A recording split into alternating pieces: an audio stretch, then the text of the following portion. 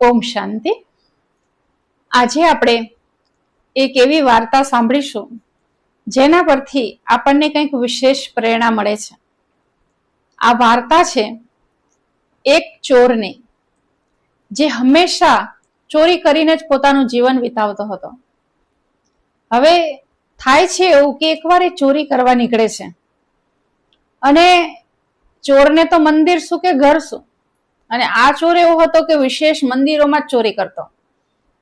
એ માનતો કે ભગવાને આપણને આપ્યું નથી ત્યારે તો ભગવાન પાસે આપણે લેવા જવું પડે છે કરીને ભગવાનના મંદિરમાં, દેવી દેવતાઓના મંદિરમાં ઘરેણાં ને એવું બધું ચોરી કરવા માટે જતો. આજે હવે એ જે મંદિરે ગયો છે એ મંદિર શિવનું મંદિર છે. હવે એને એમ થાય છે કે આ મંદિરે તો હું ખોટો આવી ગયો. મંદિરે જવું છે એવું લક્ષ્ય હતું કે આ મંદિર બાકી છે તો આ મંદિરે જઈશું, પરંતુ એને એવું તો ધ્યાનમાં રહ્યું જ નહીં કે શિવ, અને એ પણ જેને કહેવાય છે કે ભોળાનાથ, એમના ઉપર તો કોઈ ઘરેણા કે એવું બધું હોય જ નહીં. તો એને વિચાર કર્યો કે ખોટો આવી ગયો આ મંદિરમાં. જાય છે, તાળું તોડે છે. અંદર ગયા પછી એને પોતાની મહેનત નકામી લાગી હોય એવું લાગે છે, પણ એનું ધ્યાન એક એવી વસ્તુ પર પડે છે જેનાથી એ ખુશ થઈ જાય છે, અને એ વસ્તુ છે ઘંટ. જે મંદિરમાં જઈને ભાવિક ભક્તો પહેલા ઘંટ વગાડતા હોય છે.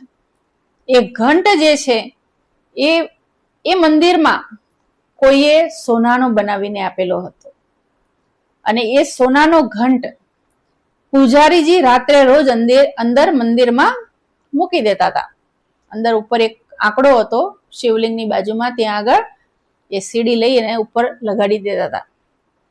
હવે ચોરનું ધ્યાન ગયું કે આ આંકડો જે છે, જે ખીલી જે છે જેની ઉપર આ ઘંટ લગાડ્યો છે, એ બિલકુલ શિવલિંગની ઉપર છે સોનાનો, ઉતારવો છે પણ કેવી રીતે ઉતારવો? હવે ચોર છે એટલે કઈ નૈતિક મૂલ્યો સાથે તેને લેવા દેવા હોય નહીં. એણે વિચાર્યું કે આ ઘંટને ઉતારવા માટે જો આ શિવલિંગ ઉપર હું ચડું ને તો હું પહોંચી રહું, કારણ કે શિવલિંગ ઘણું બધું ઊંચું હતું. એણે શું કર્યું, જેવો મનમાં વિચાર આવ્યો ને એવું જ એણે પ્રેક્ટિકલમાં કર્યું. એ શિવલિંગ ઉપર ચડી ગયો અને શિવલિંગ ઉપર ચડીને ઘંટને ઉતારવા લાગ્યો. જેવો ઘંટને ઉતારવા જાય છે અને તરત જ એ જોવે છે કે સાક્ષાત શિવજી પ્રગટ થઈ ગયા છે એની સામે, અને કહે છે કે બોલ બેટા, તું માગે એ આપું. પેલો ચોર તો પોતાની આંખો મસળીને જોવે છે કે આ સ્વપ્ન તો નથી ને. ફરીથી એને એવો અવાજ સંભળાય છે કે બોલ, તું માગે એ આપું. તો પેલો ચોર 2 મિનિટ તો એકદમ નિશબ્દ થઈ જાય છે, બોલી જ નથી શકતો. પછી હિંમત કરી અને એટલું બોલે છે કે પ્રભુ, તમે મને એ બતાવો કે તમે મારા જેવા ચોરને કેવી રીતે પ્રસન્ન થયા. કારણ કે દુનિયામાં તો ઘણા બધા તપ કરવા વાળા, સાધના કરવા વાળા ઘણા લોકો છે, પરંતુ તમે મારા જેવા ચોરને પ્રસન્ન થયા, એનું કારણ શું? તમે બધા વિચારો, શું કીધું હશે ભગવાને? તમને બધાને સંકલ્પ આવે કે શું કીધું હશે, તો ચોક્કસ આટલી અડધી વાર્તા સાંભળીને પણ કોમેન્ટમાં લખી દેજો કે શું કીધું હશે. એને હું જણાવું કે ભગવાને શું જવાબ આપ્યો. ભગવાને કહ્યું કે કોઈ તો મારી ઉપર દૂધ ચડાવે છે, કોઈ મારી પર બીલીપત્ર ચડાવે છે, કોઈ ફૂલ ચડાવે છે, કોઈ ધતુરાના પાન ચડાવે છે, કે શિવલિંગ ઉપર તો બધા બધું જ ચડાવે છે.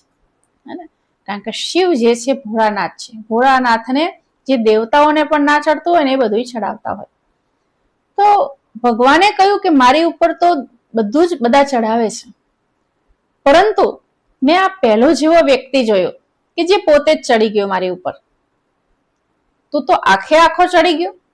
પેલા બધા તો કંઈક ના કંઈક વસ્તુ ચડાવે છે, જ્યારે તું તો આખે આખો ચડી ગયો, તો વિચાર કર હું તને કેમ પ્રસન્ન ના થઉં. પેલા ચોરને નવાઈ લાગી કે હું તો ચોરી કરવા માટે જો ચડ્યો તોય ભગવાન મને પ્રસન્ન થઈ ગયા, અને ખરેખર એમની ઉપર કોઈ ચડી જવું મતલબ બલિહાર જવું. ભગવાનની ઉપર કોઈ બલિહાર જાય તો ભગવાન એનું શું કામ ન કરે ને? તો આ નાનકડી વાર્તા આપણને કંઈક પ્રેરણા આપે છે. આ વાર્તા પરથી આપણે એ બોધ લઈ શકીએ કે એક ચોર જે ચોરી કરવાના ઈરાદે આવ્યો અને ચોરી કરવાના ઈરાદે એ શિવલિંગ ઉપર ચડ્યો, શિવલિંગ ઉપર પગ મૂક્યો એ ઘંટ ઉતારવા માટે, તો પણ ભગવાન એના પ્રસન્ન થઈ ગયા.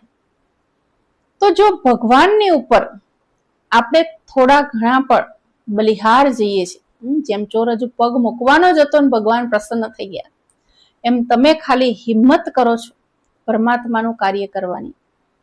જેમ પરમાત્મા કહે છે કે તમે એક ડગલું ચાલો તો હું 100 ડગલા તમને મદદ કરું છું. પરંતુ એ મદદ ક્યારે મળે? જ્યારે એક ડગલું તમે ચાલ્યા હોય ત્યારે. બાકી જો એમનેમ જ પરમાત્મા મદદ કરે તો પરમાત્માએ બધાને મદદ કરવી પડે.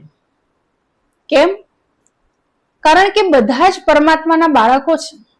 દુનિયામાં જે પણ છે એ બધા જ પરમાત્માના સંતાનો છે. ભલે કોઈ યોગ્ય હોય કે અયોગ્ય હોય, કોઈ એમને યાદ કરતું હોય કે ના કરતું હોય, પરંતુ છે તો એમના સંતાનોને. એટલે પરમાત્મા જો એક વ્યક્તિનું કાર્ય વગર કયે કરે તો બધાનું પણ વગર કયે કરવું પડે. એટલે આપણે ભગવાનને એવું કહીએ છીએ કે ભગવાન માટે કાઢીએ છીએ. થોડોક કંઈક ભાગ કાઢે ને લોકો તો પણ એમ કે ભગવાન માટે કાઢીએ છીએ. શું ભગવાનને જોઈએ છે? ભગવાનને નથી જોઈતું, પરંતુ શાસ્ત્રોમાં લખેલું છે કે ભગવાનનો ભાગ કાઢવો. તો ભગવાનનો ભાગ કેમ કાઢીએ છીએ? કારણ કે એટલી વસ્તુ આપણી નથી એવો મોહ ઓછો થઈ જાય, એના માટે કાઢવાનું વિધાન છે. તો પરમાત્મા શું કહે છે કે ખાલી એક ડગલું કોઈ આગળ વધે છે તો પણ હું એને 100 ડગલા કે 1000 ડગલા મદદ કરું છું. જેવો જેનો ભાવ. પરમાત્મા તમારો ભાવ જોવે છે, અને ભાવ જે છે એ બહુ મહત્વનો છે. અહીંયા વાર્તામાં તો બતાવ્યું છે કે ચોરનો ભાવ પણ નથી, એ તો ચોરી કરવા આવે છે, છતાં ભગવાન એને જો મદદરૂપ થઈ શકતા હોય, એને વરદાન આપી શકતા હોય, તો ભગવાનને તો ભોળાનાથ કહેવાય છે. શિવને ભોળાનાથ કહે છે. બીજા કોઈ જ એવા દેવી દેવતા કે કોઈ એવી શક્તિ નથી બતાવતા જેને ભોળાનાથ શબ્દ કહે. એક શિવને જ ભોળાનાથ કહે છે. કેમ શિવને ભોળાનાથ કયા? કારણ કે એ ભોળા છે. કઈ બાબતમાં ભોળા છે? જેમ મેં કહ્યું ને કે શિવલિંગ પર તો બધું જ ચડાવે, આકડો ને ધતુરો ને બિલીપત્ર બધું જ ચડાવે. એવું નથી કે સુગંધી વાળા ફૂલ જ ચડે. જેમ દેવી દેવતાઓને સુગંધી વાળા ફૂલ ચડાવે, કમળ છે, ગુલાબ છે, એવા પહેલા પસંદ કરે.